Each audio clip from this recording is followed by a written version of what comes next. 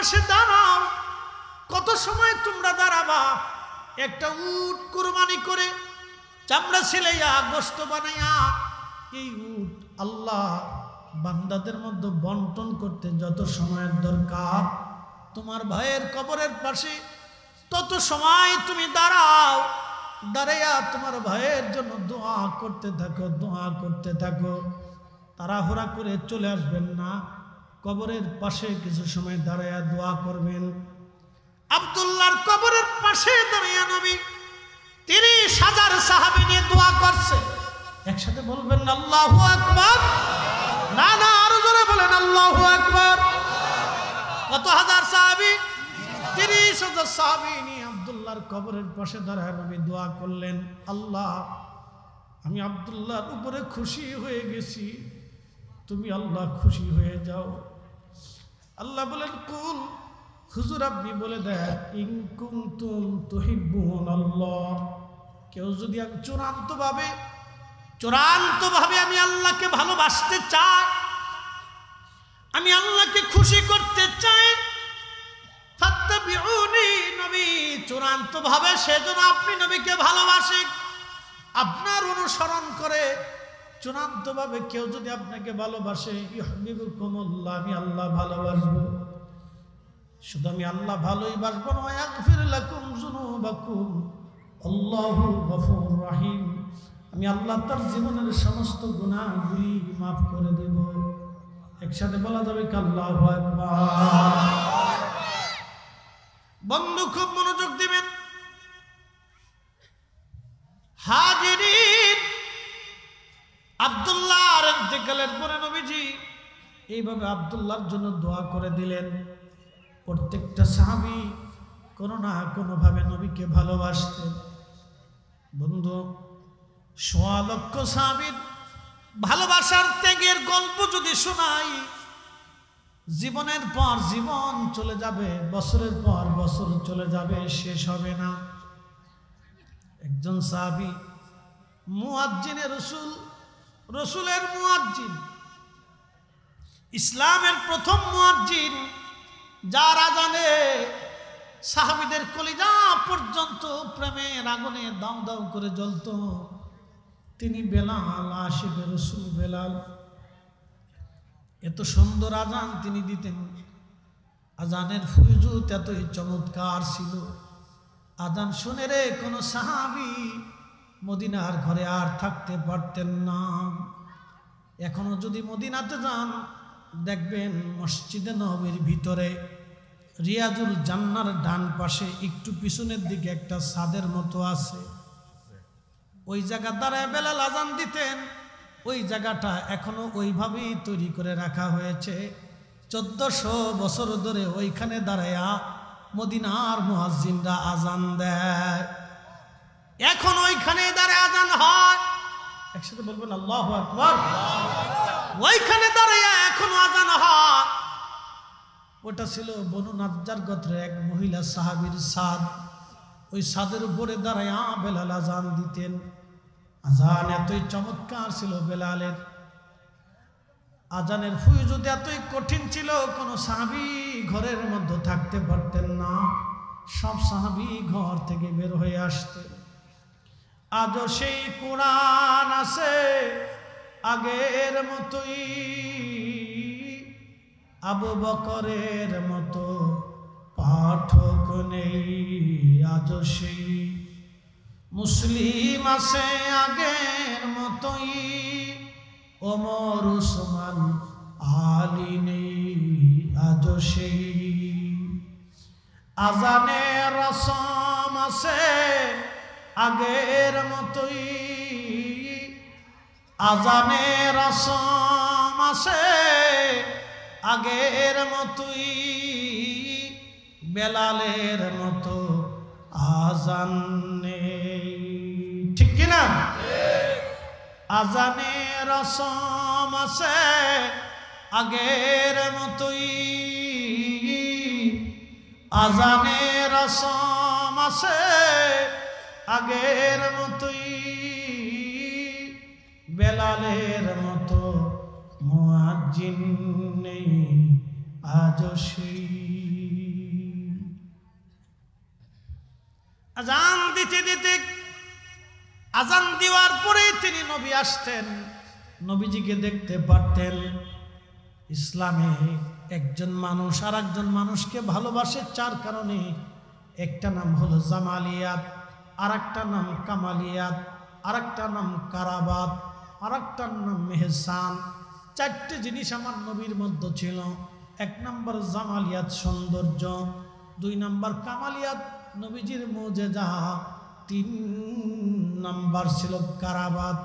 আল্লাহর নবী সবাইকে কাছে টেনে নিতেন, সবার সাথেই কথা বলতেন, সবার দুঃখগুলি নবী শুনতেন, এমনকি পশু পাখিদের ব্যথাও নবী শুনতেন। তিন নম্বর ছিল হেসান। চতুর্থ নম্বরে হেসান মানে দয়া। নবীজি দয়া করতেন। এই দয়ার কারণে আল্লাহ বলেন, হাবিব ওয়ামা আরসালনাকা ইল্লা রাহমাতাল লিল আলামিন। तमाम বিশ্ববাসীর জন্য, तमाम কুল কায়নাতের জন্য, तमाम সৃষ্টির জন্য আমি রব আপনাকে রহমত হিসেবে পাঠাইলাম। একবার জোরে বলা যাবে কি ইয়া রাসূলুল্লাহ। মাতা পিতা যাহাদের অন্ধকার কবরে দেখিয়েন নবীজি মায়াবী নজরে। ঠিক কি না? মাতা পিতা যাহাদের অন্ধকার কবরে দেখিয়েন নবীজি মায়াবী নজরে। তরায় দইও হাসর মাঝারে ইয়া রাসূলুল্লাহ ইয়া হাবিবাল্লাহ ইয়া রাসূলুল্লাহ ইয়া হাবিবাল্লাহ। বন্ধু আমার, বাঞ্ছারামপুরবাসী হযরত বেলালের আজানের ফুয়ুজুদ এতই চমৎকার ছিল। আল্লাহর নবী বলেন, উম্মত রে, মেহশরের মাঠে যত মুয়াজ্জিন দাঁড়াবে সবাই হযরত বেলালের পিছনে দাঁড়াবে। আজানের ফুয়ুজুদ এতই চমৎকার, শুধু দুনিয়াতে না, বেলালের আজান আর সে বেলালের আজান হাসরের ময়দানে আল্লাহ বেলালকে দিয়ে আজান দেওয়াবে। জান্নাতের ভিতরে বেলালের আজান শোনা হবে। একসাথে বলা যাবে আল্লাহু আকবার। আল্লাহ নবীর ইন্তেকালের সময় ঘনিয়ে গেল। প্রিয় নবী দুনিয়াতে নাই। বুঝতেই তো পারতেছেন, সাহাবীরা পাগল পারা হয়ে গেল। নবী নাই। মদিনাতে এমন অবস্থা হলো যেন মদিনার ভিতরে কোনো মানুষ আর জীবিত নাই। মদিনায় 3 দিন পর্যন্ত রান্না বান্না বন্ধ হয়ে গেল। মদিনার কারো ঘরে 3 দিন পর্যন্ত চুলায় আগুন জ্বলে নাই। বাচ্চারা কাঁদে, কিশোররা কাঁদে, যুবকরা কাঁদে। নবী নাই, নবী নাই রে, নবী নাই। হযরত ওমর সহ্য করতে না পারে কোমরের তলোয়ার টেনে বললেন, এ সাহাবীরা, যদি বলো রাসূল নাই, এই কথা যদি তোমরা বলো, তাহলে তোমাদের দেহ থেকে মাথা আলাদা করে ফেলবো। কেউ বলবা না রাসূল মরে গেছে, আমার রাসূল মরতে পারে না। বেলাল হযরত ওমরের মতো সাহাবী, শক্ত সাহাবী, দুর্বল হয়ে গেলেন, তিনি রাসূল নাই। শুধু আবু বকর মুরব্বী হিসেবে তিনি শক্ত ছিলেন। বেলালকে, আবু ওমরকে তিনি নিবৃত করলেন। হযরত বেলাল মুমূর্ষু হয়ে গেলেন, পাগল পাড়া হয়ে গেলেন। রাসূল নাই, আমি আর কারে আজান শুনাবো? রাসূল নাই, আমি কার জন্য আজান দিব? নবী নাই রে, কে আজান দিলে আর আবার নামাজে আজান শুনে নামাজ পড়াইতে আসবে? এতদিন আজান দিছি, নবীর মসজিদের মুয়াজ্জিন আমি। আজানের পরে রাসূল আসতেন নামাজ পড়ানোর জন্য। সাহাবীরা মসজিদ ভরে যাইত, নবী নাই, আমি কাকে আজান শোনাবো? আর বেলাল বললেন, না, আর আজান আমি দিতে পারবো না। রাসূল নাই, রাসূল নাই, আমি কারে আজান শোনাবো? নবী নাই, কে আমার আজান শুনে আজান নামাজ আসবে? কাসমা উট, যে উটটা নবীকে বহন করে নিয়ে আসছিল, আমার নবী থেকে পিঠে করে নবীজি কে বহন করে উট পৃথিবীর বিভিন্ন অঞ্চলে নবীকে নিয়ে যায়। তো উটের নাম কাসওয়া। নবীর ইন্তেকালের পরে কাসওয়া এমন ভাবে কান্না শুরু করলো, আপনারা দেখবেন উট যখন কান্না করে তখন মানুষের মতো সে কান্না করে চিৎকার মেরে মেরে। উট একাধারে পর্যন্ত 3 দিন কেঁদেছে রে, কেউ তারে খাওয়াইতে পারে নাই, এক ফোঁটা পানিও 3 দিন উট মুখে দেয় নাই, সামান্য পরিমাণ খাবারও উট গ্রহণ করে নাই। নবী নাই, উট পর্যন্ত বিরহ বেদনায় পাগল পাড়া হয়ে গেছে। আমি জানি প্রেমে পাগল সে তো মদিনা, প্রেমানলে পুড়ে মরি, প্রেমানলে পুড়ে মরি ওহে রব্বানা। আমি জানি প্রেমে পাগল সে তো মদিনা, আমি জানি প্রেমে পাগল সে তো মদিনা।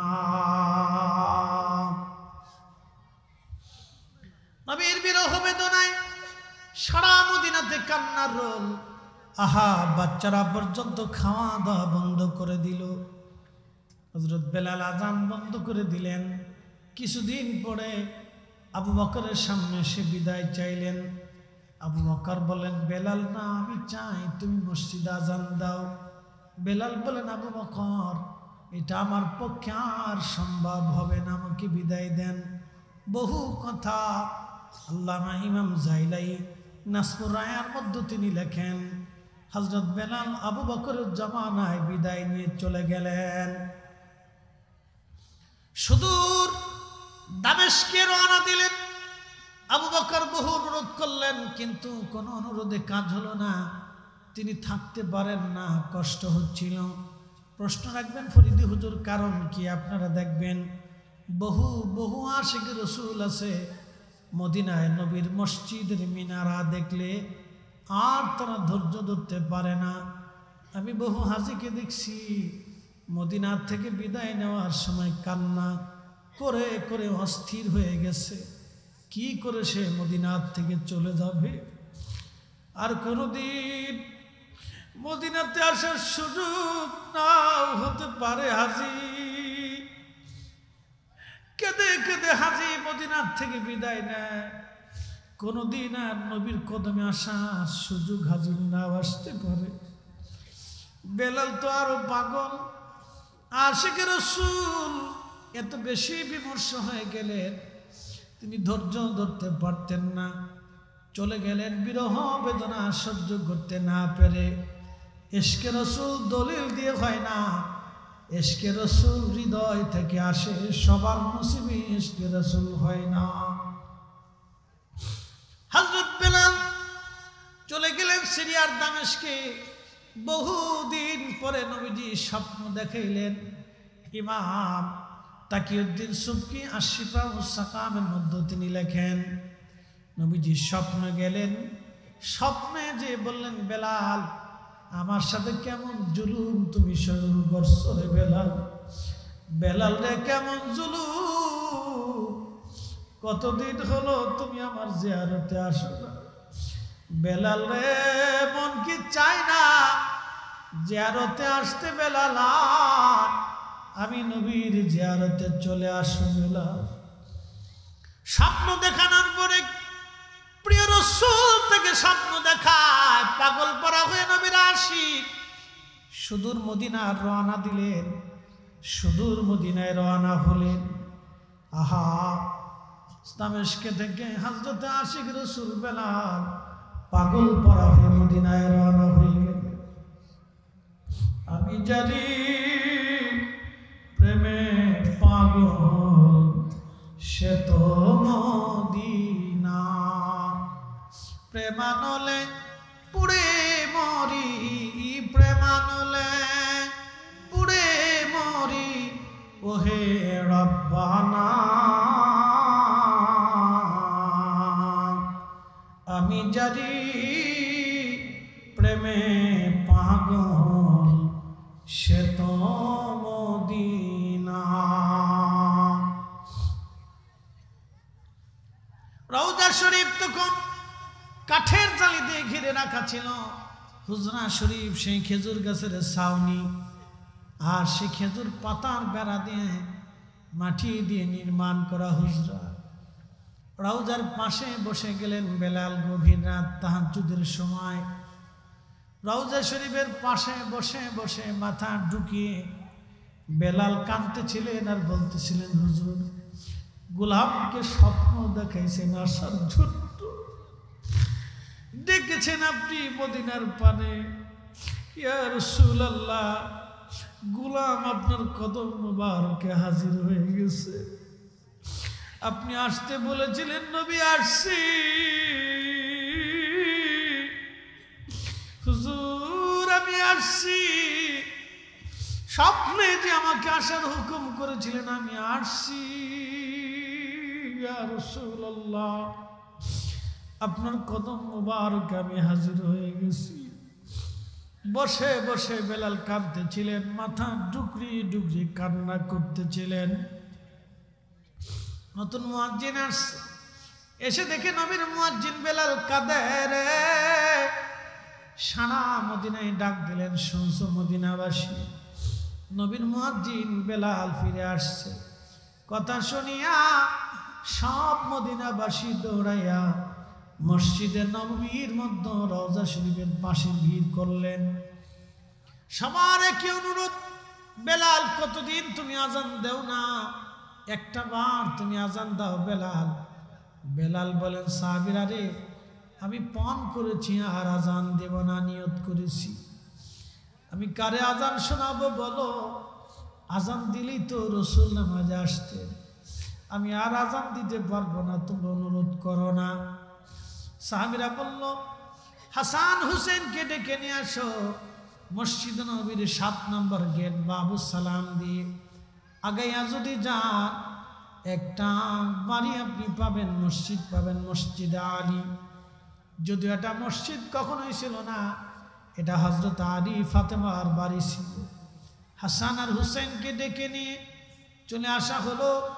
দুইজন দেখতে নবীর চেহারার মতো ছিল। ইমাম হাসান পুরা চেহারাটাই নানার চেহারা পেয়েছিলেন। আহা, বেলাল রওজা শরীফ থেকে উঠে এসে ইমাম তাকিউদ্দিন সুবকি আর শিফাউস সাকামের মধ্যে লেখেন, হযরত ইমাম হাসানকে জড়িয়ে ধরে বুকের মধ্যে মাথা ঠেকাইয়া ঠেকাইয়া বেলাল কাঁদতেছিল। আবার ইমাম হুসেইনের বুকের মধ্যে মাথা ঠেকাইয়া বেলাল কান্দে রে। বেলাল কান্না করতেছিল। ইমাম হাসান ডাক দিয়ে বলেন, নানার মুয়াজ্জিন, বহুদিন হলো আপনার আজান শুনি না। নানার মুয়াজ্জিন, বহুদিন হলো আজান শুনি না। আপনি আজকে যান আজান দিবেন, নানারও যে আজান শোনাইতেন, এই আজান আপনি আজ আমরারও শোনাবেন। বেলাল আর স্থির থাকতে পারেন নাই, দৌড়াইয়া ওই যে সাপটা এখনো মসজিদ নববীর ভিতরে পড়ে গেছে। অবশ্য আগে মসজিদের নববীর বাহিরে, সীমানার বাহিরেই ছিল, ওই ছাদের উপরে দৌড়ায় চলে গেলেন। আল্লাহু আকবার, আল্লাহু আকবার বলে যখন আজান দিলেন, আজানের ধ্বনি শুনিয়া সারা মদিনার থেকে সব সাহাবী বের হইয়া দৌড় মারছে গো। বাঞ্ছারামপুরবাসী খুব মনোযোগ দিবেন। হাজিরিন, অন্যের অধিকার যদি আপনি নষ্ট করেন, অন্যের হক যদি আপনি নষ্ট করে দেন, আপনি যাই হন না কেন, অবশ্যই আল্লাহর আদালতে আপনাকে এর জবাবদিহিতা করতেই হবে। আল্লাহর আদালত ছাড়া আপনি জান্নাতে যাওয়ার কোনো রাস্তা নাই, ঠিক কি না? আল্লাহর আদালত ছাড়া জান্নাতে যাওয়ার কোনো রাস্তা নাই, কোনো সুযোগ নাই। বসেন, কথা শুনে যান। আল্লাহ বলেন ইন্নাল্লাহা ইয়া'মুরু বিল আদলি ওয়াল ইহসানি ওয়া ইতাইযিল কুরবা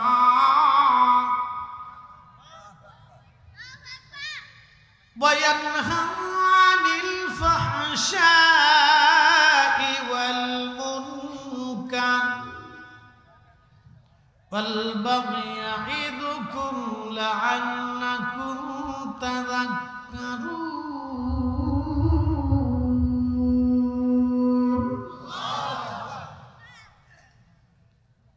আমি রব তোমাদেরকে হুকুম দিলাম, ইন্নাল্লাহা ইয়া'মুরু, তোমরা ন্যায় করবা, অন্যায় করবা না, যেটা ন্যায় সেটা করবা। কখনো অন্যায় করবা না, অন্যায়কে সমর্থন করবা না, অন্যায়কে প্রশ্রয় দিবা না। তোমরা পৃথিবীতে ন্যায় সঙ্গত কাজ করো, যেটা ন্যায় সেটা করবা, অন্যায় করবা না, অন্যায়কে সমর্থন করবা না, অন্যায়কে প্রশ্রয় দিবা না। যে অন্যায় করে, যে অন্যায়কে সমর্থন করে, দোনোজনই সমান অপরাধী। যে অন্যায় করে, যে অন্যায়কে সমর্থন করে, দোনোজন সমান অপরাধী। হাজিরিন, এরপর আমার আল্লাহ বলেন আল ইহসান, তোমরা দয়া করো, দয়া, মানুষকে দয়া করবা, তোমরা দয়া করো, দয়া করো। এরপরে আমার আল্লাহ বলেন ওয়া ইতাইযিল কুরবা, তোমার আত্মীয় স্বজন যারা আছে তাদের খোঁজ খবর নাও, তাদের সাথে সুন্দর সম্পর্ক তুমি রাখো, তাদের অসুবিধাগুলি তুমি দূর করে দাও। তারা অভাবে পড়লে তুমি তার অভাব দূর করে দাও। তারা ক্ষুধার্ত থাকলে তুমি তারে খাবার খাওয়াও, অসুস্থ থাকলে তুমি তারে সেবা করাও। একবার জোরে বলা যাবে কি মারহাবা। এটা আমাদের ইসলাম। জোরে বলেন, এটা আমাদের কি ইসলাম। একসাথে বলেন, এটা আমাদের কি ইসলাম। কয়জন ঠিক মতো মানে? খালি চার দোকানে ও ভালো না, সে ভালো না, এ ভালো না, সে ভালো না, এ ভালো না, এটা ভালো না, সেটা ভালো না, এটা এটা এটা এটা এটা এটা, ওর মেয়ে এমনি আটে, ওর বউ এমনি আটে, ওর ভাই এমনি আটে, ওর বাপ এটা করে, ওর চাচা এটা করে, ও নিজে এটা করে, খালি সবার দোষ, নিজে শুধু সাধু। কি কথা কর না কেন? নিজে শুধু একবারে বিরাট সাধুর সাধু, বিরাট সাধু, শুধু নিজে ভালো আর সব খারাপ। এই মানসিকতা যতদিন আমাদের পরিবর্তন না হবে, আমাদের উন্নয়ন হবে না। কি কথা কন না কেন? আমাদের উন্নয়ন হবে না। এই মানসিকতা চেঞ্জ করতেই হবে, হবে না উন্নয়ন হবে না, আমাদের ভাগ্যের পরিবর্তন হবে না। এই মানসিকতা আমাদের চেঞ্জ করতেই হবে। এটার নাম গীবত। এটার নাম কি? যারা বলেন এটার নাম কি? নবী বললেন, সাহাবীরা তোমরা কি তোমাদের মৃত ভাইয়ের গোশত খাইতে পছন্দ করো? সাহাবায়ে বললেন, না ইয়া রাসূলুল্লাহ। তাহলে শোনো, মানুষ তার নিজের মৃত ভাইয়ের গোশত খায়। বলে হুজুর কেমনে খায়? বলে গীবত করার মাধ্যমে খায়। কথা বুঝাইতে পারছি আপনাদেরকে? এই অপরাধ মানুষ হাসতে হাসতে করে, গীবত করার মাধ্যমে খায়। এই যে পরনিন্দা, পরচর্চা, এটা যতদিন পর্যন্ত না যাবে ততদিন পর্যন্ত আপনি ভালো হবেন না। আপনি যে দেখেন যে ভাই ইটালিতে থাকে, জিজ্ঞেস করেন ইটালিতে তারা খ্রিস্টান, তাদের মেয়েরা হাফ প্যান্ট পরে রাস্তায় হাঁটে, তাদের পুরুষ মহিলা কোনো পর্দাপুষিতে নাই, তারা ধর্মকর্ম কিছু বুঝে না। কিন্তু জিজ্ঞেস করেন, তারা কাজের চাপে এত পরিমাণে কাজ করে যে তারা আরেকজনের দিকে ফিরে থাকে, গীবত চর্চা, মন্দর চর্চা, এগুলোর সময় তারা পায় না। কি কথা কর না কেন? এগুলোর সময় তাদের মাথায় নেই, মাথায় ধরে না, এটা চিন্তাতেই আসে না, কাজ করতেছে। আর আমরা খালি আজারে চার দোকানে বসে কে কারে লাঠি দিবে, খুসা দিবে, বাঁশ দিবে, একতলা বাঁশ দিবে, খালি এই ধান্দা নিয়ে করে থাকে। নাম দিছি মুসলমান, আব্দুল করিম, আব্দুর রহিম, বিরাট বুজুর্গ।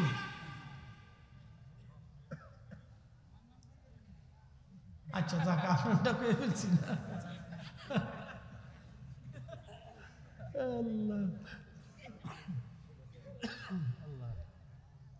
যদিও আপনাদেরকে বলতেছি হাসতে হাসতে, কিন্তু কথা সত্য। আল্লাহু আকবার। আপনাদেরকে বুঝে যেতে হবে। আচ্ছা বলেন তো, আল্লাহ নবীর একবারে সবচেয়ে বড় শত্রু কে ছিল? একসাথে বলেন, জোরে বলেন। জীবনে নবীজি আবু জাহেলের ব্যক্তিগত কোন দোষ চর্চা করছে? একটা হাদিস দেখাইতে পারবেন? অথচ সে কিন্তু নিকৃষ্ট ছিল। কি ছিল? নিকৃষ্ট ছিল। আল্লাহর নবীর দরবারে সবচেয়ে নবীকে যিনি বেশি কষ্ট দিলেন, ইসলাম প্রচারে যিনি বেশি বাধা দিলেন, তার নাম আবু জাহেল। আল্লাহর নবী তার জীবনে কোনোদিন তার ব্যক্তিগত দোষ চর্চা নবী কারো কাছে কোনোদিন বলেন নাই। একটা কটু বাক্য কোনোদিন বলেন নাই, একটা গালি পর্যন্ত নবী কোনোদিন দেন নাই। তিনি আমাদের নবী। আল্লাহ বলেন, ওয়া ইন্নাকা লাআলা খুলুকিন আযীম।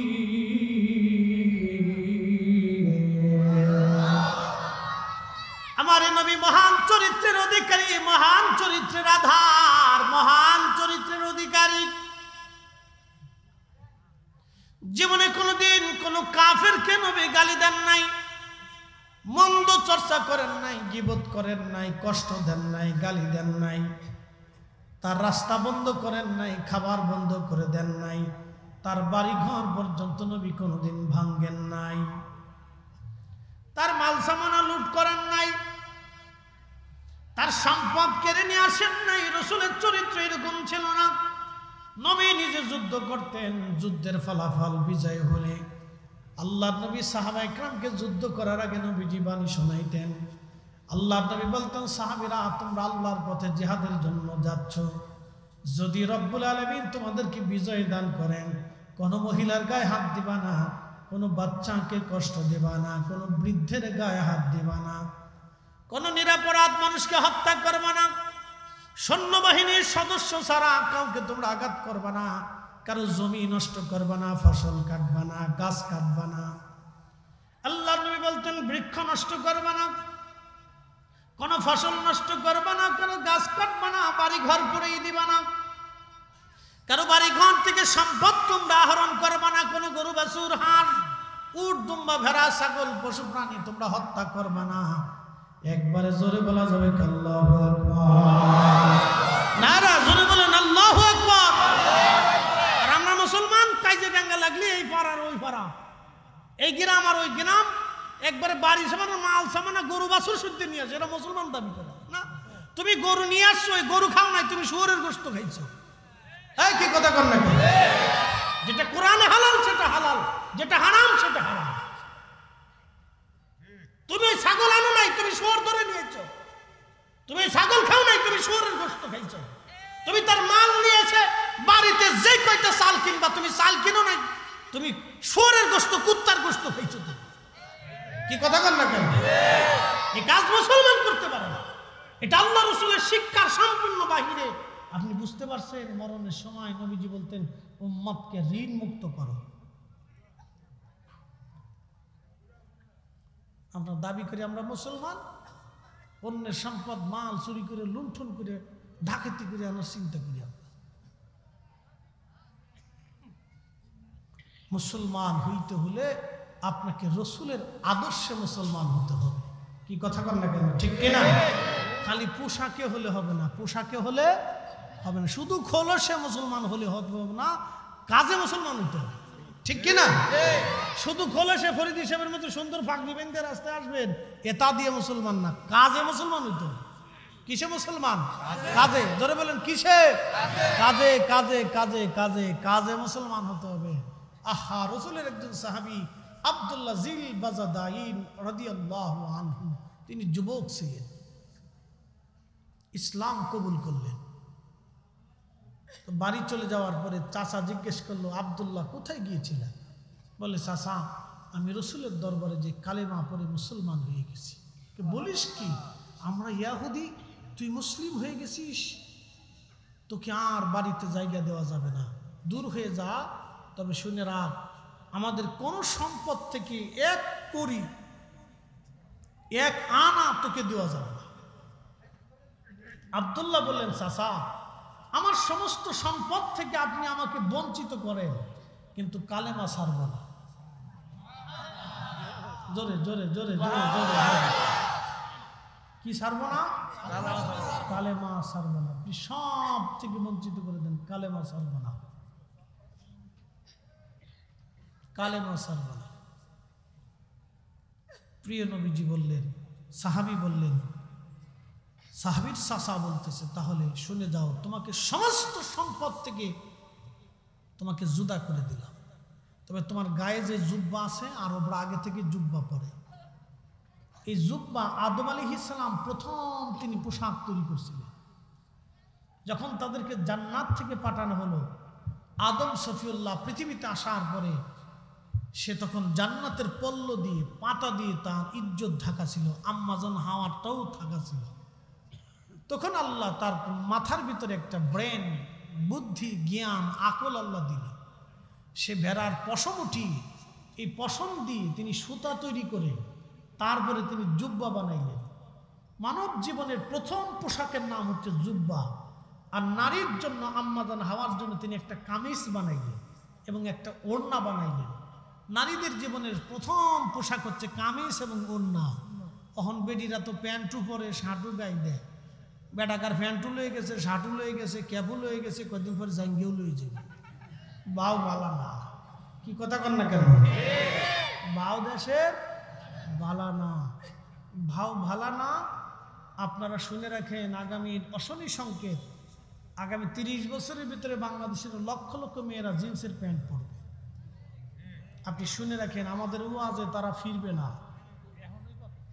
আগামী 30 বছরের ভিতরে এই বাংলাদেশের লক্ষ লক্ষ নারীরা জিন্সের প্যান্ট পরবে। হুজুরদের ওয়াজে কাজ হবে না। বলে হুজুর কারণ কি? এটার এই দেশের উপরে আমেরিকার সুন্দর একটা নজর পড়ছে, অপেক্ষা করে। শুধু তার বাস্তব প্রমাণ আপনি দেখে যাবেন। ঢাকায় স্টেডিয়াম মাঠে কনসার্ট হয়েছিল, পাকিস্তানের এক শিল্পী এসে গান গাইছে। লক্ষ লক্ষ নারী, হাজার হাজার নারী স্টেডিয়ামের ভিতরে, ছেলে আর মেয়েরা সুমাসুমি, লা হাওলা ওয়ালা কুওয়াতা। আমি ভাষা প্রয়োগ করতে আমার লজ্জা করলো, তারপরেও শুধু ওয়াজে বুঝানোর জন্য বললাম, যা কুকুর পর্যন্ত শরম পায়। নবী বলেছেন, উম্মত কিয়ামতের পূর্ব সময়ে আলামত শুনে যাও তোমরা, নারী পুরুষ প্রকাশ্যে জানা করবে, তখন বুঝবা কিয়ামত খুবই সন্নিকটে। বাংলাদেশের 90% মুসলমানের দেশে, যে দেশে শাহজালালের মতো অলি ঘুমিয়ে আছেন, হাজার হাজার অলি এই মাটির নিচে ঘুমিয়ে আছেন, সে দেশে প্রকাশ্যভাবে এগুলি হতে পারে না। কথা বলে ঠিক না বেটি? হতেই পারে, কিন্তু আগামী 30 বছরে দেশের মেয়েরা জিন্সের প্যান্ট পরে রাস্তা দিয়ে হাঁটবে।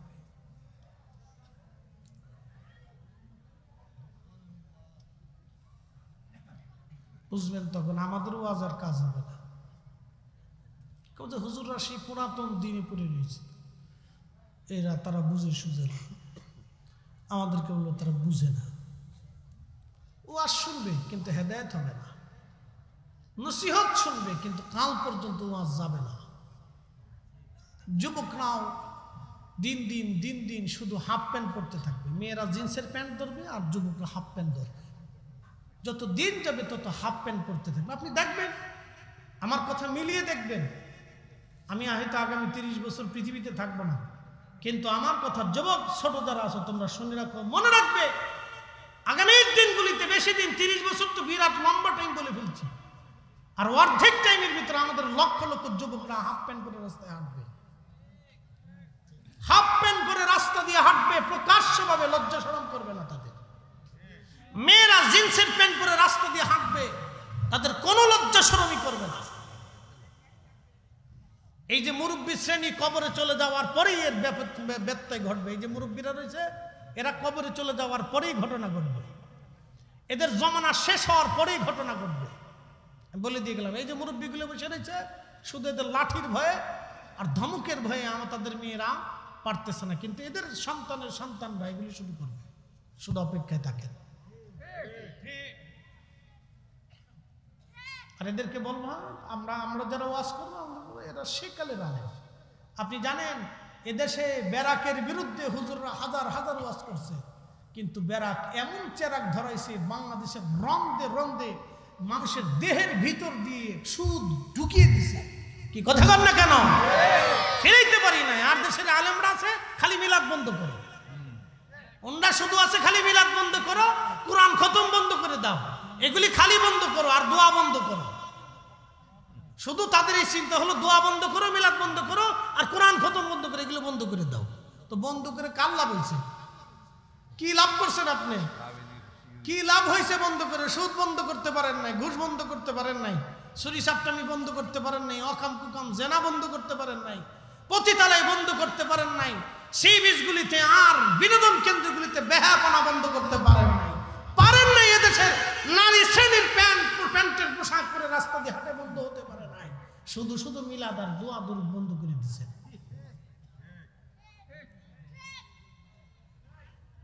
শুধু এটাই পারছি আমরা, আর কিচ্ছু পারিনি।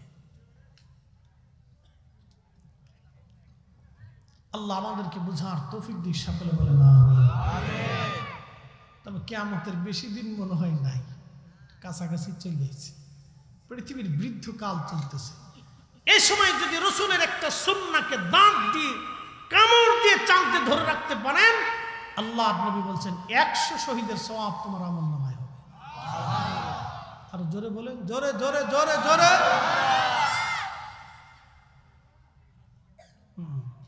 100 শহীদের সওয়াব আপনার আমলনামায় হবে যদি দাঁত দিয়ে কামড় দিয়ে নবীর একটা সুন্নাহকে চেপে ধরে রাখতে পারে, আমল করতে পারে।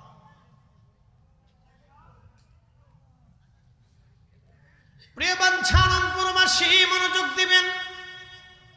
আব্দুল্লাহ জুল বাজেদাইনের চাচা বলল, আব্দুল্লাহ তাহলে তুমি আমাদের সংসার থেকে চলে যাও, কিন্তু গায়ের জুব্বা খুলে দাও। বলে চাচা কেন? বলে ওই জুব্বাটা আমাদের টাকার কেনায়, জুব্বা খুলে দাও। আব্দুল্লাহ জুল বাজেদাইন জুব্বা খুলে দিলেন। পরনে ইজারা লুঙ্গি আছে। বলে আব্দুল্লাহ লুঙ্গিটাও তুমি খুলে দাও। বলেন চাচা যান, শুধু লুঙ্গিটা আপনি আমাকে ভিক্ষা দেন, কারণ আমি এটা দিয়ে সতর ঢেকেছি, আমার ইজ্জত আমি ঢেকে রাখছি, শুধু লুঙ্গিটা আপনি আমাকে ভিক্ষা দিয়ে দেন। চাচা ডাক দিয়ে বলতেছে, আব্দুল্লাহ যদি লুঙ্গি খুলে তুমি না দাও, তোমার পোশাক থেকে পরন থেকে লুঙ্গি টেনে খুলে নিয়ে যাব। আব্দুল্লাহ জুল বাজেদাইন নিজের পরনের লুঙ্গি খানা খুলে দিয়ে উলঙ্গ হয়ে একটা দৌড় মেরে তার মায়ের ঘরের দরজার সামনে দাঁড়ায় গেল। মা, ও মা, মা গো দরজা খুলো গো মা। মা দরজা খুলে দেখে কলিজার টুকরো ছেলেটা তার উলঙ্গ হয়ে মায়ের সামনে দাঁড়িয়ে আছে। মায়ের সামনে দাঁড়ানো, উলঙ্গ হয়ে ছেলেটা মায়ের সামনে দাঁড়ানো। মা ডাক দিয়ে বলতেছে, ছেলেরে আমার, তোমার পরনের পোশাককে খুলে নিয়ে এলো। মায়ের গায়ের মধ্যে একটা চাদর ছিল, চাদরখানা খুলে মা ছেলের সামনে দিয়ে বললেন, বেটারে তুমি যুবক সন্তান, আমার আগে তুমি তোমার ইজ্জত তুমি আগে ঢাকো, তুমি তোমার সম্মান আগে ঢাকো। আব্দুল্লাহ জিল বাজেদাইন চাদরখানা তিনি বরণ করলেন, পড়লেন। পড়ার পরে মা বলল, বেটা তুমি কেন উলঙ্গ? তোমাকে কে উলঙ্গ করেছে? আব্দুল্লাহ জুল বাজেদাইন ডাক দিয়ে বললেন, আম্মা আমি ইসলাম কবুল করেছি, রসুলের দরবারে যে কালেমা পড়েছি। মা গো, আমার চাচা যান কালেমা পড়ার কারণে আমার সমস্ত সম্পদ আর বংশ থেকে আমাকে জুদা করে দিয়েছেন। মা জোর করে চাচা আমার পরনের পোশাকগুলিও খুলে রেখে দিয়েছে। মা আমি জানি সন্তানের জন্য সবচেয়ে নিরাপদ স্থান হলো মায়ের কোল। মা গো, বড় আশা নিয়ে আমি তোমার কাছে ছুটে আসছি। মা ডাক দিয়ে বলেন, আব্দুল্লাহ তুমি আমার কলিজার সন্তান, আমার বেটা, আমার গায়ের চাদরখানা তোকে ভিক্ষা দিয়ে দিলাম, নিয়ে যা। কিন্তু মুসলমানিত্ব যদি না ছাড়ো, কালেমা যদি না ছাড়ো বেটারে, আমি মায়ের চোখের সামনে কোনোদিন যেন তুই না আসিস। আব্দুল্লাহ ডাক দিয়ে বলতেছে, মা ভেবেছি তোমার কোলে আমার শেষ আশ্রয় হবে। মদিনার মধ্যে আমি সবচেয়ে ধনী ব্যক্তির সন্তান, সবচেয়ে দামি পোশাক মা তুমি আমারে পড়াইছো, শুধু কালেমার জন্য মা তুমি তোমার কোল থেকে তোমাকে তাড়িয়ে দিচ্ছ মা। ও মা, তুমি আমাকে তাড়িয়ে দিচ্ছ, আমার কোনো আফসোস নাই রে মা, কিন্তু যে কালেমা হৃদয়ের মধ্যে ধারণ করেছি মা, ওই কালেমা ছেড়ে কোনোদিন আমি তোমার কোলে আর ফিরে আসতে পারবো না মা। জীবন চলে যাবে মা, কালেমা ছাড়বো না মা, তোমাকেও ছেড়ে দিতে পারি মা রে, কিন্তু রসুলের কদম আমি ছাড়বো না। চিৎকার মেরে জোরে বলেন ইয়া রাসূলুল্লাহ। হে রাসূল তোমায় ভালোবাসি, অন্তরে শুধু মুখে নয়, জান্নাতের আশায় নয় হে রাসূল, জাহান্নামকেও ডরি না।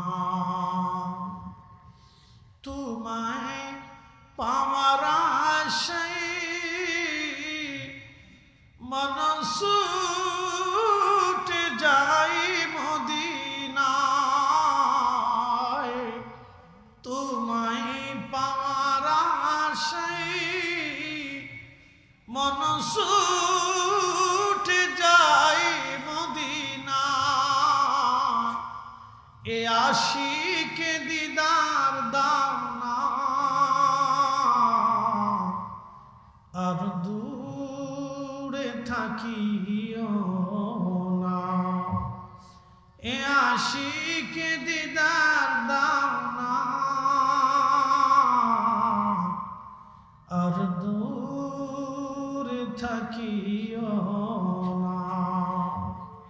হে রাসূল তোমায় ভালোবাসি,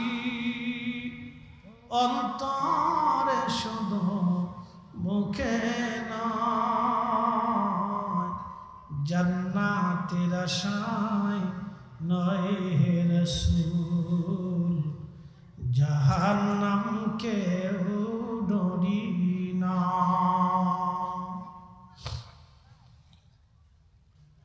আব্দুল্লাহ জিল বাজাদাই মার কোল থেকে বিদায় হলো, মা ডাক দিয়ে বলেন বেটা তাহলে আর কোনোদিন সন্তানের আবদার নিয়ে আমার কোলে আর আসবি না, তোকেও ত্যায্য পুত্র করে দিলাম। দেখেন মা আব্দুল্লাহকেও তাড়িয়ে দিলেন। আব্দুল্লাহ জিল বাজাদাই যুবক ওই চাদর পরিহিত অবস্থায় মসজিদে নববীতে চলে আসলেন। দুইটা টুকরা ছিল চাদরের, চাদরখানা মাঝখান থেকে ছিঁড়ে দুইটা টুকরা করলেন আব্দুল্লাহ জিল বাজাদাই। একটা টুকরা নিজের পরনে পরে লুঙ্গি বানিয়ে ফেললেন, আর একটা টুকরা গায়ের মধ্যে জড়িয়ে কোন রকম তার জীবন চলল। পোশাকের সৌন্দর্য তারা দেখায় নাই, তারা ঈমানের সৌন্দর্য দেখিয়েছে। পোশাকের সৌন্দর্য সাহাবীরা দেখায় নাই, তারা যে নিজের জীবনের কাজের সৌন্দর্য দেখিয়েছে, নিজেদের জীবনের কাজের সৌন্দর্য দেখিয়েছে। আব্দুল্লাহ জিল বাজাদাই দুই চাদর পরিহিত অবস্থা, এই জন্য তাকে জুল বাজাদাইন বলা হতো, দুই চাদরের টুকরাওয়ালা। দুই চাদরের খণ্ড পরে একটা খণ্ড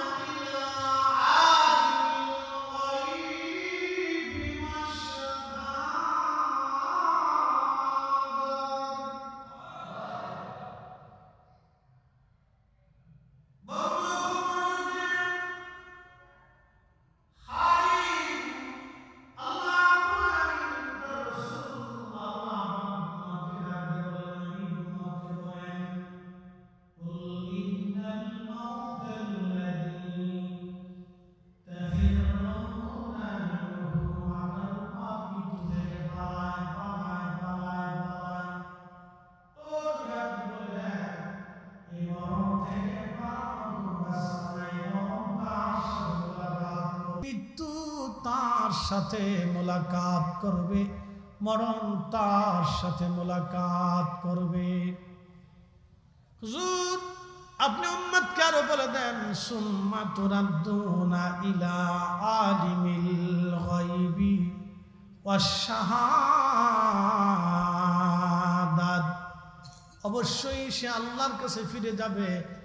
আল্লাহর কাছে ফিরে যাওয়ার পরে আমার আল্লাহ তার গোপনে গোপনে যা আছে সব আমার আল্লাহ জানেন। ফায়ুনাব্বিউকুম বিমা কুনতুম তা'মালুন, তুমি জীবনে যাহা করেছো আমার আল্লাহ, আমার রব, আমার মালিক, আমার মাওলা সব কিছু সেই দিন আমাদের সামনে দেখায় দিবে। অতএব ইমানের বেলায়, আকীদার বেলায় আমরা কাউকে ছেড়ে দিতে পারবো না। কথা কর না কেন, ঠিক না বেঠে? আব্দুল্লাহ জিল বাজুদ্দিন তার মাকে ছাড়ছে, মা ছেড়ে দিয়েছে কিন্তু ইমান ছাড়ে না। মা ছেড়ে দিয়ে চলে আসছেন মসজিদে নববীতে। 2 টুকরা চাদর, কয় টুকরা? আগামী দিন কি খাবেন কোনো চিন্তা নাই। 2 টুকরা চাদর নিয়ে মসজিদে নববীতে আসলেন। শুনে যাবেন আজ মসজিদে নববীর খুঁটি থাকতো খেজুর গাছের খুঁটি। সাহাবীরা খেজুর গাছে খেজুর ধরলে খেজুরের কাঁধিগুলি কেটে এনে নিয়ে মসজিদে নববীর খুঁটির সঙ্গে খেজুরগুলি বেঁধে রাখতেন। মসজিদে নববীর খুঁটির সঙ্গে খেজুরগুলি বেঁধে রাখতেন। বেঁধে রাখার পরে সাহাবীরা এসে সেই খেজুর খাইতেন। একসাথে বলবেন না মারহাবা। আজকে যারা মিলাদের তাবারক রে নাক ছিটকায়, মিলাদের তাবারক বলে তুমি জিলাফির আশেক, তুমি খিচুড়ির আশেক, তুমি বিরিয়ানির পাগল। বাবাজি কথা মনোযোগ দিয়ে শুনে যাবেন, যারা মানুষকে খাওয়াইতে অনুৎসাহিত করে তারা জালিম, জালিম, জালিম। যারা মানুষকে খাওয়াইতে অনুৎসাহিত করে তারা জালিম। নবীজির দরবারে খেজুর গাছের খুঁটির সঙ্গে মসজিদে নববীতে সাহাবীরা খেজুর বেঁধে রাখতেন। খেজুরগুলি সাহাবীরা খাইতেন, যার প্রয়োজন হতো তিনি খেজুর খাইতেন। আবার একজনে সব খেজুর খাই আবার পকেটে ঢুকাই রাখতো না। আমাদের দেশে জিলাপি 4টা পাইলে আরো 4টা পকেটে ঢুকানোর ধান্দা করে। তারপরও কি 1 টুকলা পাইলে 6 টুকলা পকেটে দাঁড়ান সামলানোর ধান্দা করে বসে। কি কথা কন না কেন? এরাও মুসলমান, তারাও মুসলমান, রাত দিন তফাৎ। তেলের গাড়ি তেলে চলে,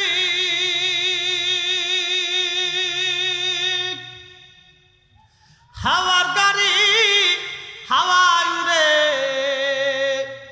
বিনা তেলে চালাই গাড়ি নবী সুলাইমান। আমরা সেই মুসলমান, আমরা সেই মুসলমান।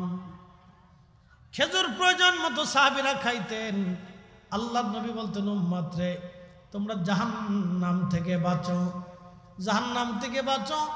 তোমার ভাইকে একটা খেজুর দানা খাওয়াইয়া হলো জাহান্নাম থেকে তুমি বাঁচার চেষ্টা করো।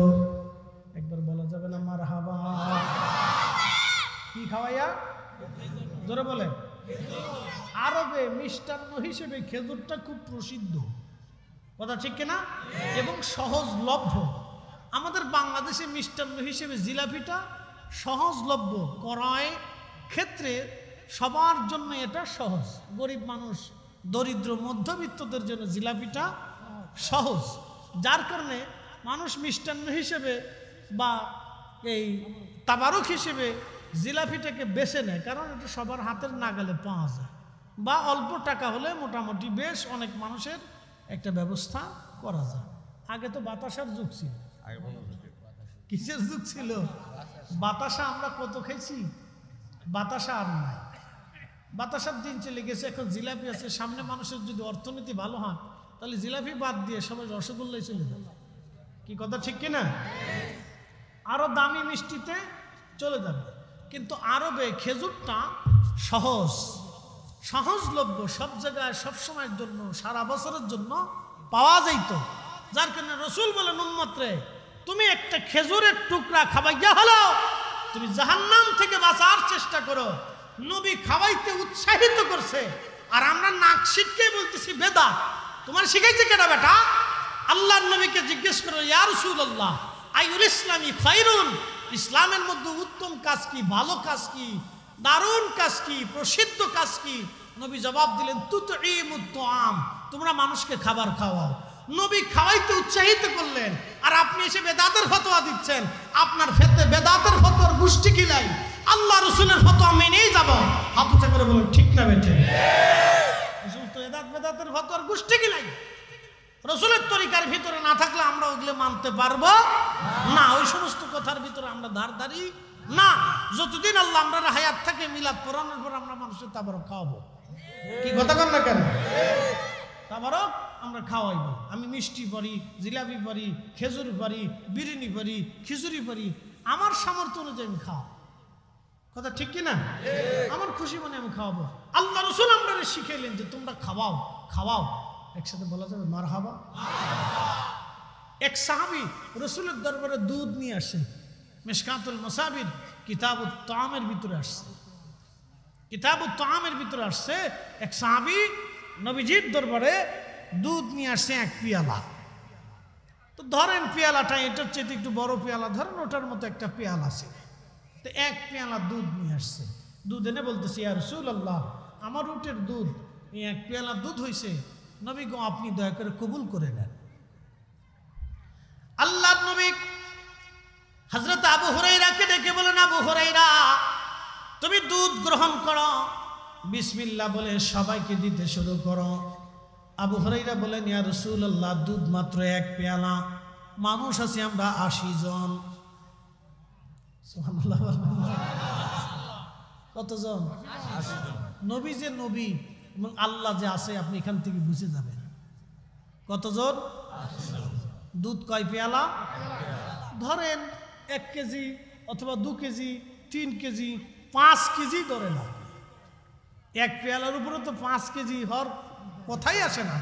তারপরও ধরে নিলাম 5 কেজি, কি 80 জনের হবে? তারপরে আগের মানুষ তারা বাপরে বাপ, সৌদির মানুষ তো এমনি বিরাট বড় দেহের অধিকারী, তারা 2 সাইডে রুটি বড় বড় তামের রুটি খেয়ে ফেলে দেয়। আমরা 2টা রুটি খেলে জান শেষ, আর তারা 4-5টাই বড় বড় তা খেয়ে ফেলে দেয়। বাপরে বাপ, যে খাইতে পারে রে সর্বনাশ। দেখেন না মাঝে মধ্যে বিরাট খান জানিয়ে খাসি খুশি লিয়ে বসে সাবার করে ফেলাই দেন খাইয়ে, এখনো খায়। আস্তা দুম্বা খেয়ে ফেলে দেয়, আস্তা দুম্বা খেয়ে ফেলে দেয়, আস্তা দুম্বা। বন্ধু খুব মনোযোগ দিবেন। সাহাবী হযরত আবু হুরায়রা বললেন, হুজুর মানুষ আমরা 80 জন। নবীজি বলেন, আবু হুরায়রা বিসমিল্লাহ বলে শুরু করো। হযরত আবু হুরায়রা বিসমিল্লাহ বলে শুরু করলেন। দিতে দিতে দিতে দিতে একেবারে পান করাইতে করাইতে 80 জন সাহাবীকে পান করাইলেন। আল্লাহর নবী নিজেও পান করলেন। আবু হুরায়রাকে বলেন, আবু হুরায়রা বাকি দুধ যা আছে সব তোমার। আবু হুরায়রা বললেন, বিসমিল্লাহ বলে দুধ পান শুরু করলাম, আমার পেট ভরে গেল। খাওয়ার পরে দেখি পেয়ালার মধ্যে যা ছিল তাই আছে, একটু কমাও নাই বাড়াও না।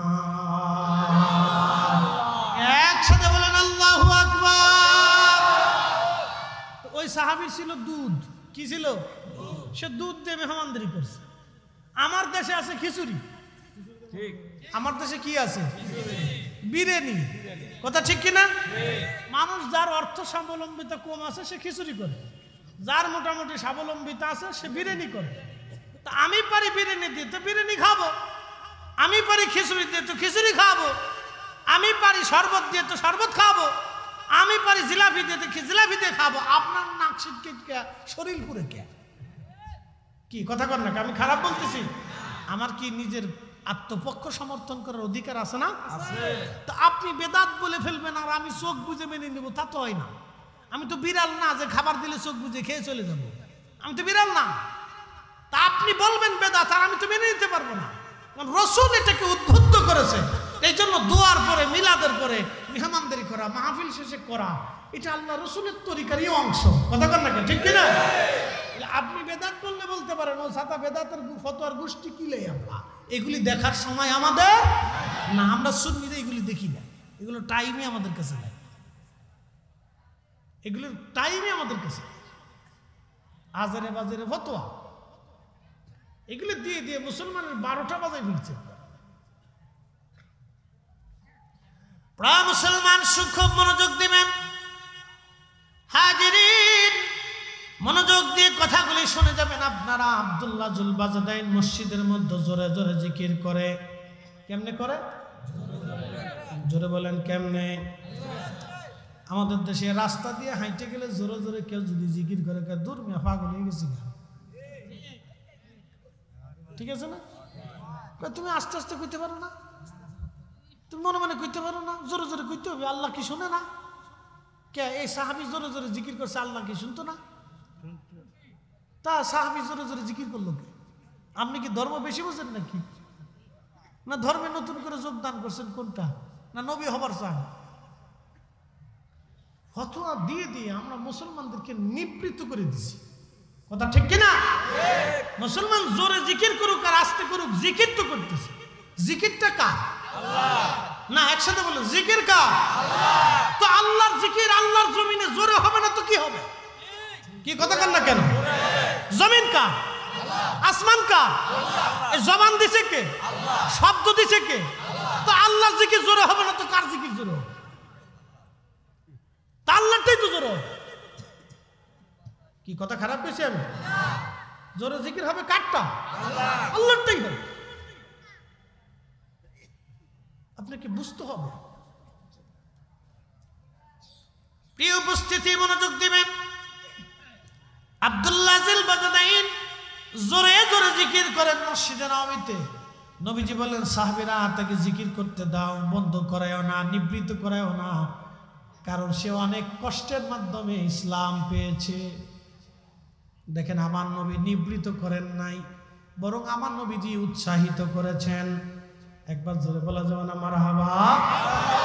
নবীজি নিবৃত্ত করেন নাই, বরং কি করছেন? উৎসাহিত করেছেন। তা আমাদের কাজ হলো নিবৃত্ত করে দেওয়া। কি কথা কন না কেন? বুঝেন নাই? না বুঝে ঠিক কইতেছেন। আমাদের কাজ নিবৃত্ত করে দেওয়া না, বন্ধ করা না, আমাদের কাজ হচ্ছে চালু করা। কথা কন না কেন? ঠিক কিনা? আচ্ছা বলেন, মুসলমানের ঘরে কি কোরআন তেলাওয়াত হবে না? তাহলে তলবে এলেম ডাইকে নিয়ে বাড়িতে কোরআন খতম দিলে অপরাধ কি? বলেন। জমিন কার? আসমান কার? কোরআন কার? আল্লাহর জমিনে মুসলমানের ঘরে যদি কোরআন তেলাওয়াত না হয়, খতম যদি না হয়, তো কোরআন তেলাওয়াত হবে কোন জায়গায়? পেগোডায়, গির্জায়, মন্দিরে? ফতোয়া দিয়ে দিছে বেদাত, বন্ধ হয়ে গেছে। তো দেন বন্ধ করে কার লাভ হয়েছে? লাভ হয়েছে কার? শয়তানের হয়েছে। শয়তানের লাভ হয়েছে। আপনার মুসলমানের উপকার হয় নাই তো, কোনো উপকার হয় নাই। 4 পয়সা উপকার হয়, কোনো মুসলমানের 4 পয়সা উপকার হয় নাই। কোরআনের আওয়াজ এমন একটা আওয়াজ, একসাথে বলেন আল্লাহু আকবার। আল্লাহ কোরআনে এই আওয়াজ সম্পর্কে বললেন, وَإِذَا تُلِيَتْ عَلَيْهِمْ زَادَتْهُمْ إِيمَانًا।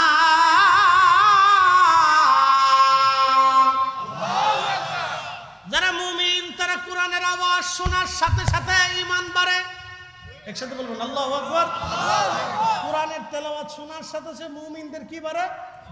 জোরে বলেন কি বাড়ে? জোরে বলেন কি বাড়ে? ঈমানের জৌলুস, স্পিড, ঈমানের ধাক্কা মুমিনদের কালবে বেড়ে যায়। এই জন্য মুসলমানের ঘরে ঘরে কোরআন তেলাওয়াত হওয়া উচিত। কথা বলেন ঠিক না বেঠিক? আজারে বাজারে ফতোয়া খায়। প্রিয় বন্ধু, খুব মনোযোগ দিবেন। আমি অনেক কথাই ওয়াজের ফাঁকে ফাঁকে মাসলা মাসাইল নিয়ে বলে ফেলে দিলাম।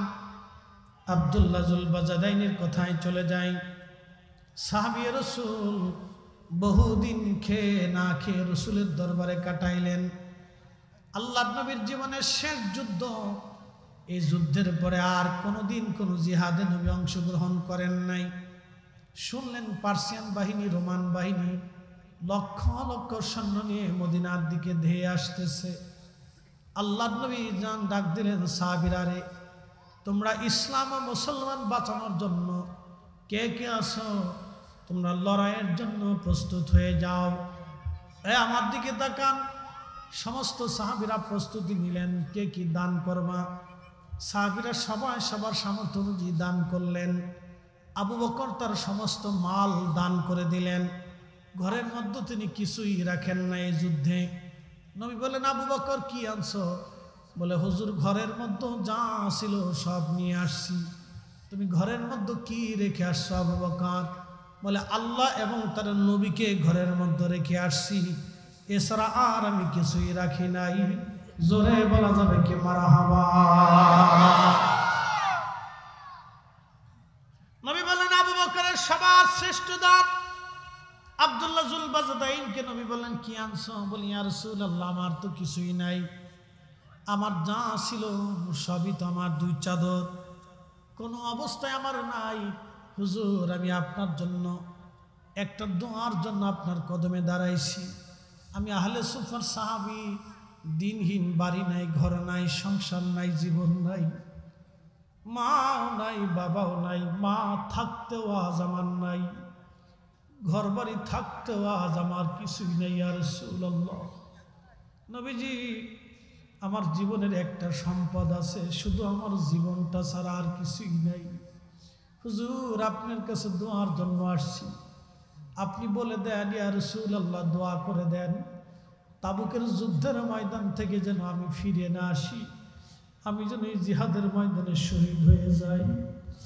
আমি শহীদ হলে এই জীবনটা আল্লাহর জন্য আমি কুরবানি করে আসি। ইয়া রাসূলুল্লাহ, নবীজি দোয়া করলেন, আল্লাহ আমার আব্দুল্লাহকে তাবুকের যুদ্ধের ময়দানে শহীদ হিসেবে কবুল করে নেন।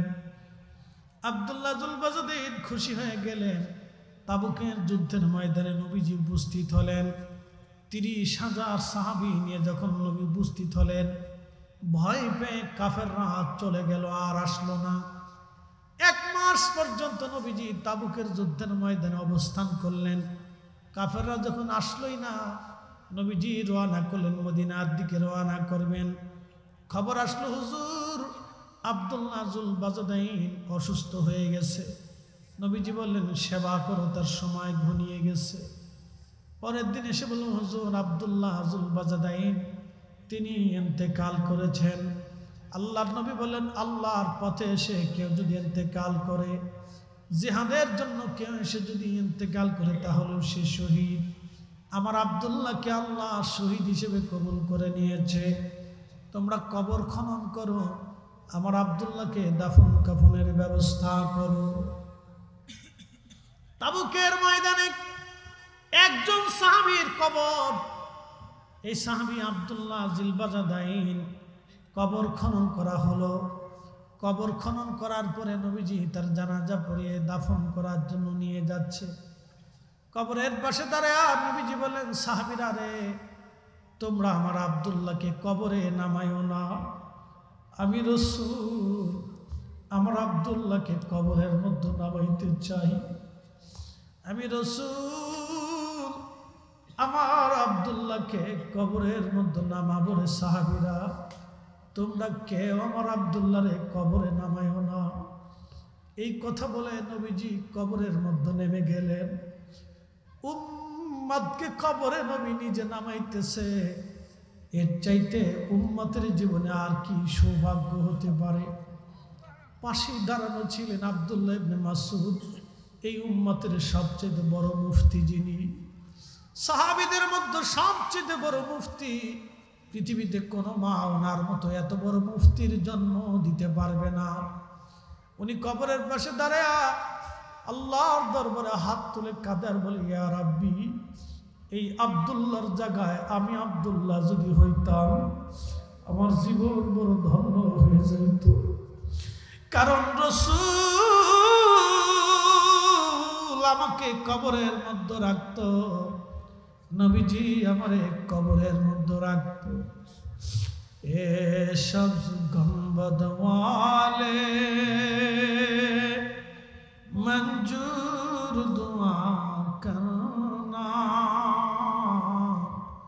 जब वक्त न जा आए आका दीदार अता करना दीदार अता करना। मैं कब्र अंधेरी में घबराऊंगा जब तन्हा में कब्र अंधेरी में घबराऊंगा जब तन्हा इमदाद मेरी करने आ जाना रसूल अल्लाह इमदाद मेरी करने आ जाना रसूल अल्लाह। रोशन मेरी तुरबत को लिल्लाह जरा करना जब वक्त न जा आए आका दीदार अता करना दीदार अता करना। अल्लाहुम्मा सल्ली सय्यदना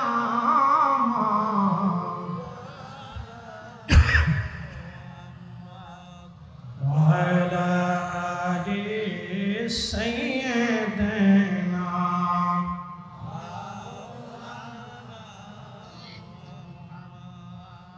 বাঞ্ছারামপুরবাসী মনোযোগ দিবেন।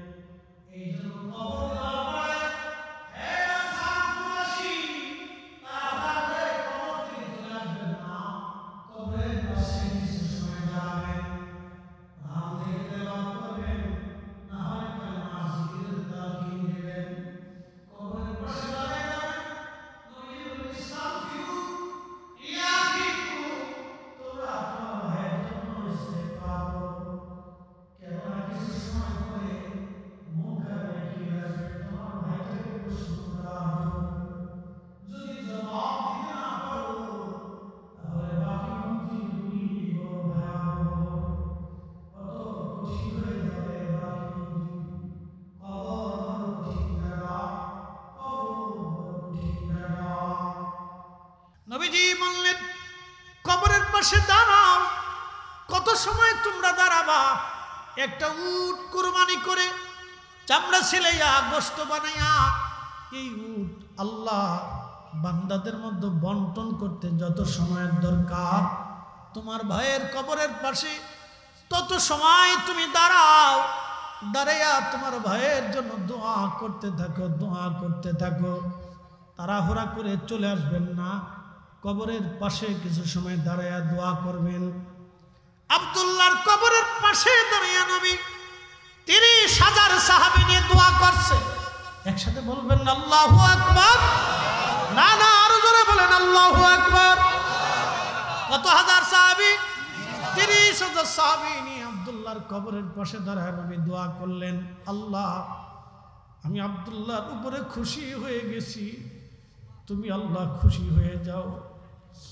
আল্লাহ বলেন কুল, হুজুর আপনি বলে দেন ইন কুনতুম তুহিব্বুনাল্লাহ, কেউ যদি আমি চূড়ান্তভাবে আমি আল্লাহকে ভালোবাসতে চাই, আমি আল্লাহকে খুশি করতে চাই, ফাত্তাবিউনি, নবী চূড়ান্তভাবে সেজন্য আপনি নবীকে ভালোবাসেন, আপনার অনুসরণ করে চূড়ান্তভাবে কেউ যদি আপনাকে ভালোবাসে, ইউহিব্বুকুমুল্লাহ, আমি আল্লাহ ভালোবাসবো। শুধু আমি আল্লাহ ভালোই বাসবো না, ইয়াগফির লাকুম যুনুবাকুম, আল্লাহু গফুর রহিম, আমি আল্লাহ তার জীবনের সমস্ত গুনাহগুলি মাফ করে দেব। একসাথে বলা যাবে কি আল্লাহু আকবার। বন্ধু খুব মনোযোগ দিবেন। হাজিরিন, আব্দুল্লাহর ইন্তেকালের পরে নবীজি এইভাবে আব্দুল্লাহর জন্য দোয়া করে দিলেন। প্রত্যেকটা সাহাবী কোনো না কোনোভাবে নবীকে ভালোবাসতেন। বন্ধু, ১.৫ লক্ষ সাহাবীর ভালোবাসার ত্যাগের গল্প যদি শোনাই, জীবনের পর জীবন চলে যাবে, বছরের পর বছর চলে যাবে, শেষ হবে না। একজন সাহাবী মুয়াজ্জিনে রসুলের মুয়াজ্জিন, ইসলামের প্রথম মুয়াজ্জিন, যার আজানে সাহাবীদের কলিজা পর্যন্ত প্রেমের আগুনে দাউ দাউ করে জ্বলত, তিনি বেলাল, আশিকে রসুল বেলাল। এত সুন্দর আজান তিনি দিতেন, আজানের ফুয়ুজুত এতই চমৎকার ছিল। আজান শুনে রে কোনো সাহাবী মদিনার ঘরে আর থাকতে পারতেন না। এখনো যদি মদিনাতে যান, দেখবেন মসজিদে নববীর ভিতরে রিয়াজুল জান্নার ডান পাশে একটু পিছনের দিকে একটা ছাদের মতো আছে, ওই জায়গা দাঁড়ায় বেলাল আজান দিতেন। ওই জায়গাটা এখনো ওইভাবেই তৈরি করে রাখা হয়েছে। ১৪০০ বছর ধরে ওইখানে দাঁড়ায়া মদিনার মুয়াজ্জিনরা আজান দেয়। এখন ওইখানে দাঁড়ায় আজান হয়। একসাথে বলবেন আল্লাহু আকবার। ওইখানে দাঁড়াইয়া এখনো আজান হয়। ওটা ছিল বনু নাজ্জার গোত্রের এক মহিলা সাহাবীর ছাদ। ওই ছাদের উপরে দাঁড়াইয়া বেলাল আজান দিতেন। আজান এতই চমৎকার ছিল বেলালের, আজানের ফুয়ুজুত এতই কঠিন ছিল, কোনো সাহাবী ঘরের মধ্যে থাকতে পারতেন না। সব সাহাবী ঘর থেকে বের হয়ে আসতেন। আজও সেই কোরআন আছে আগের মতোই, আবু বকরের মতো পাঠক নেই।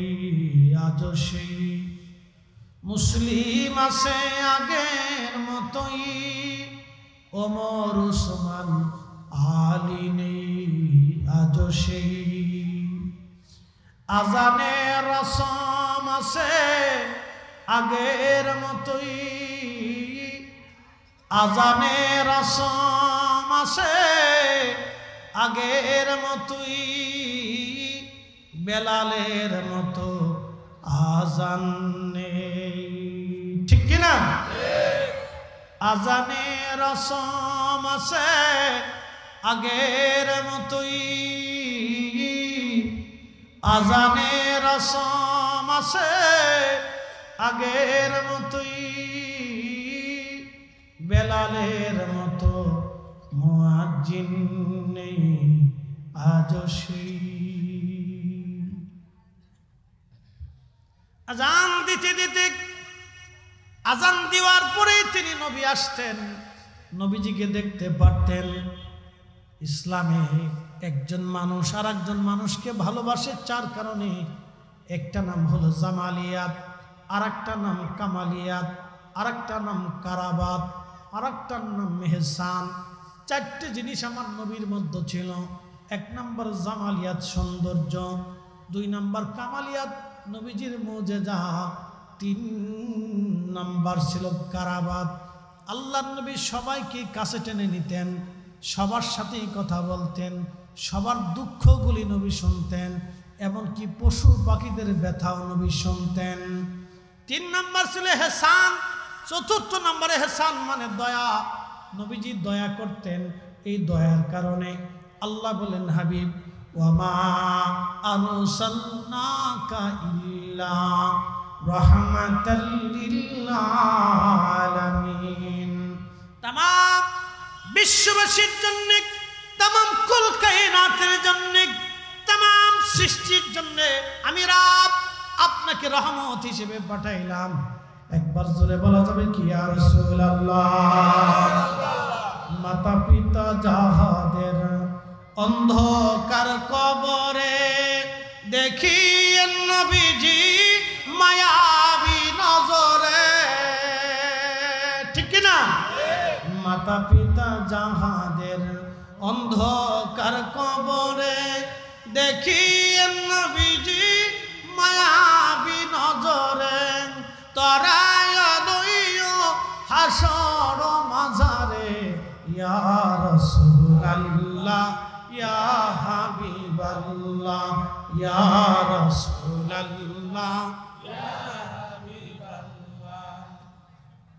বন্ধু আমার, বাঞ্ছারামপুরবাসী হযরত বেলালের আজানের ফুয়ুজুদ এতই চমৎকার ছিল। আল্লাহর নবী বলেন, উম্মত রে, মেহশরের মাঠে যত মুয়াজ্জিন দাঁড়াবে সবাই হযরত বেলালের পিছনে দাঁড়াবে। আজানের ফুয়ুজুদ এতই চমৎকার, শুধু দুনিয়াতে না, বেলালের আজান আসে, বেলালের আজান হাসরের ময়দানে আল্লাহ বেলালকে দিয়ে আজান দেওয়াবে, জান্নাতের ভিতরে বেলালের আজান শোনা হবে। একসাথে বলা যাবে আল্লাহু আকবার। আল্লাহ নবীর ইন্তেকালের সময় ঘনিয়ে গেল, প্রিয় নবী দুনিয়াতে নাই। বুঝতেই তো পারতেছেন, সাহাবীরা পাগল পারা হয়ে গেল, নবী নাই। মদিনাতে এমন অবস্থা হলো যেন মদিনার ভিতরে কোনো মানুষ আর জীবিত নাই। মদিনায় 3 দিন পর্যন্ত রান্না বান্না বন্ধ হয়ে গেল। মদিনার কারো ঘরে 3 দিন পর্যন্ত চুলায় আগুন জ্বলে নাই। বাচ্চারা কাঁদে, কিশোররা কাঁদে, যুবকরা কাঁদে, নবী নাই, নবী নাই রে, নবী নাই। হযরত ওমর সহ্য করতে না পারে কোমরের তলোয়ার টেনে বললেন, এ সাহাবীরা, যদি বলো রাসূল নাই, এই কথা যদি তোমরা বলো, তাহলে তোমাদের দেহ থেকে মাথা আলাদা করে ফেলবো। কেউ বলবা না রাসূল মরে গেছে, আমার রাসূল মরতে পারে না। বেলাল হযরত ওমরের মতো সাহাবী, শক্ত সাহাবী, দুর্বল হয়ে গেলেন, তিনি রাসূল নাই। শুধু আবু বকর মুরব্বী হিসেবে তিনি শক্ত ছিলেন, বেলালকে, আবু ওমরকে তিনি নিবৃত করলেন। হযরত বেলাল মুমূর্ষু হয়ে গেলেন, পাগল পাড়া হয়ে গেলেন। রাসূল নাই, আমি আর কারে আজান শুনাবো? রাসূল নাই, আমি কার জন্য আজান দিব? নবী নাই রে, কে আজান দিলে আর আবার নামাজে আজান শুনে নামাজ পড়াইতে আসবে? এতদিন আজান দিছি, নবীর মসজিদের মুয়াজ্জিন আমি। আজানের পরে রাসূল আসতেন নামাজ পড়ানোর জন্য, সাহাবীরা মসজিদ ভরে যাইত, নবী নাই, আমি কাকে আজান শোনাবো? আর বেলাল বললেন, না, আর আজান আমি দিতে পারবো না। রাসূল নাই, রাসূল নাই, আমি কারে আজান শোনাবো? নবী নাই, কে আমার আজান শুনে আজান নামাজ আসবে? কাসওয়া উট, যেই উটটা নবীকে বহন করে নিয়ে আসছিল, আমার নবী তাকে পিঠে করে নবীজি কে বহন করে উট পৃথিবীর বিভিন্ন অঞ্চলে নবীকে নিয়ে যাইত। উটের নাম কাসওয়া। নবীর ইন্তেকালের পরে কাসওয়া এমনভাবে কান্না শুরু করলো, আপনারা দেখবেন উট যখন কান্না করে তখন মানুষের মতো সে কান্না করে, চিৎকার মেরে মেরে। উট একাধারে পর্যন্ত 3 দিন কেঁদেছে রে, কেউ তারে খাবার খাওয়াইতে পারে নাই, এক ফোঁটা পানিও 3 দিন উট মুখে দেয় নাই, সামান্য পরিমাণ খাবার উট গ্রহণ করে নাই। নবী নাই, উট পর্যন্ত বিরহ বেদনায় পাগল পাড়া হয়ে গেছে। আমি জানি প্রেমে পাগল সে তো মদিনা, প্রেমানলে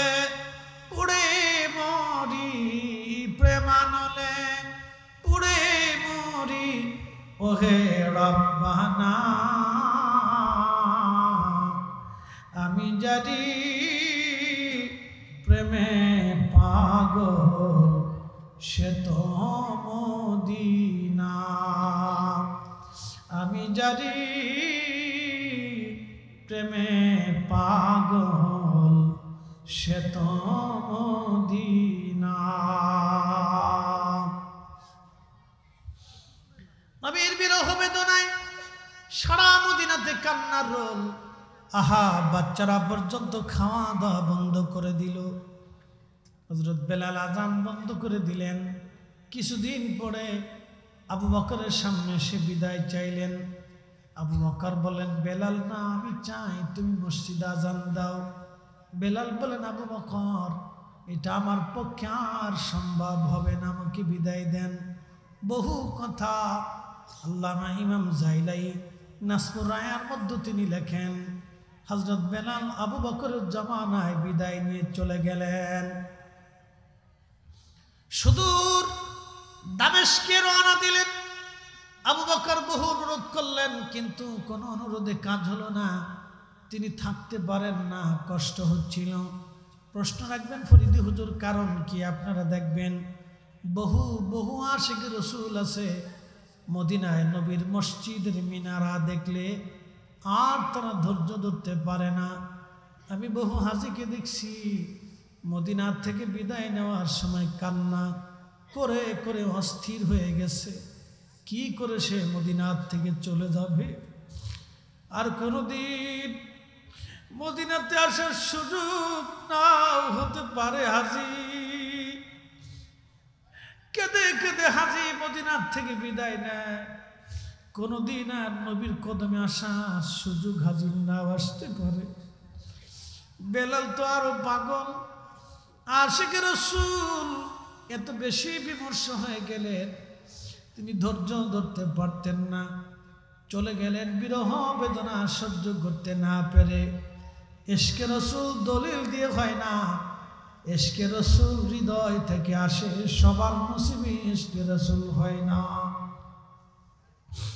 হযরত বেলাল চলে গেলেন সিরিয়ার দামেস্কে বহুদিন পরে নবীজি স্বপ্ন দেখাইলেন ইমাম তাকিউদ্দিন সুবকি আশিফা ও সাকামের মধ্যে তিনি লেখেন নবীজি স্বপ্নে গেলেন স্বপ্নে যে বললেন বেলাল আমার সাথে কেমন জুলুম তুমি শুরু করছো রে বেলাল বেলাল রে কেমন জুলুম কতদিন হলো তুমি আমার জিয়ারতে আসো না বেলাল রে মন কি চায় না জিয়ারতে আসতে বেলাল আমি নবীর জিয়ারতে চলে আসো বেলাল স্বপ্ন দেখানোর পরে প্রিয় রাসূল থেকে স্বপ্ন দেখায় পাগল পরা হয়ে নবীর আশিক সুদূর মদিনার রওনা দিলেন সুদূর মদিনায় রওনা হলেন আহা দামেস্কে থেকে হযরত আশিক রাসূল বেলাল পাগল পরা হয়ে মদিনায় রওনা হয়ে গেলেন আমি জানি প্রেমে পাগল সে তো মদিনা প্রেমানলে পুড়ে মরি প্রেমানলে পুড়ে মরি ওহে রব্বানা আমি জানি প্রেমে পাগল সে তো মদিনা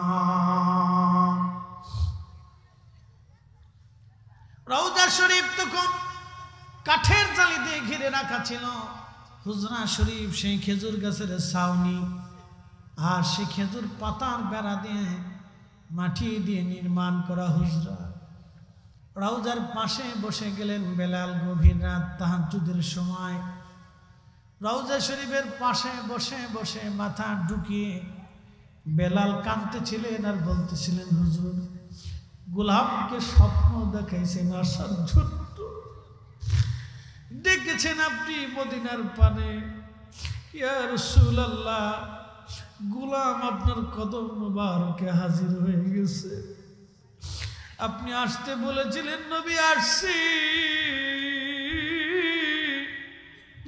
হুজুর আমি আসছি, স্বপ্নে যে আমাকে আসার হুকুম করেছিলেন আমি আসছি। ইয়া রাসূলুল্লাহ, আপনার কদম মুবারকে আমি হাজির হয়ে গেছি। বসে বসে বেলাল কাঁদতেছিলেন, মাথা ডুকরি ডুকরি কান্না করতেছিলেন। নতুন মুয়াজ্জিন আসছে, এসে দেখে নবীর মুয়াজ্জিন বেলাল কাঁদে রে। সারা মদিনায় ডাক দিলেন, শুনছো মদিনাবাসী, নবীর মুয়াজ্জিন বেলাল ফিরে আসছে। কথা শুনিয়া সব মদিনাবাসী দৌড়াইয়া মসজিদে নববীর মধ্যে রওজা শরীফের পাশে ভিড় করলেন। সবার কি অনুরোধ, বেলাল কতদিন তুমি আজান দেও না, একটা বার তুমি আজান দাও বেলাল। বেলাল বলেন, সাহাবীরা রে, আমি পণ করেছি আর আজান দেব না, নিয়ত করেছি।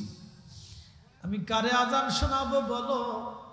আজান দিলেই তো রসুল নামাজে আসতেন, আমি আর আজান দিতে পারবো না, তোমরা অনুরোধ করো না। সাহাবীরা বলল, হাসান হুসেনকে ডেকে নিয়ে আসো। মসজিদ নবীর 7 নম্বর গেট বাবু সালাম দিয়ে আগাইয়া যদি যান, একটা বাড়ি আপনি পাবেন, মসজিদ পাবেন, মসজিদ আলী। যদিও এটা মসজিদ কখনোই ছিল না, এটা হযরত আলী ফাতেমার বাড়ি ছিল। হাসান আর হুসেনকে ডেকে নিয়ে চলে আসা হলো। দুইজন দেখতে নবীর চেহারার মতো ছিল। ইমাম হাসান পুরা চেহারাটাই নানার চেহারা পেয়েছিলেন। আহা, বেলাল রওজা শরীফ থেকে উঠে এসে ইমাম তাকিউদ্দিন সুবকি আর শিফাউ সাকামের মধ্যে লেখেন, হযরত ইমাম হাসানকে জড়িয়ে ধরে বুকের মধ্যে মাথা ঠেকাইয়া ঠেকাইয়া বেলাল কাঁদতেছিল। আবার ইমাম হুসেইনের বুকের মধ্যে মাথা ঠেকাইয়া বেলাল কান্দে রে। বেলাল কান্না করতেছিল। ইমাম হাসান ডাক দিয়ে বলেন, নানার মুয়াজ্জিন,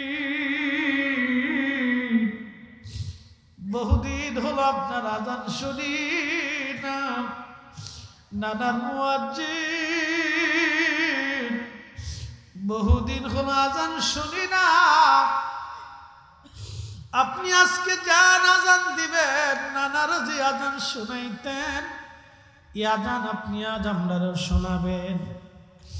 বেলাল আর স্থির থাকতে পারেন নাই, দৌড়াইয়া ওই যে সাপটা এখনো মসজিদ নববীর ভিতরে পড়ে গেছে। অবশ্য আগে মসজিদের নববীর বাহিরে, সীমানার বাহিরেই ছিল, ওই ছাদের উপরে দৌড়ায় চলে গেলেন।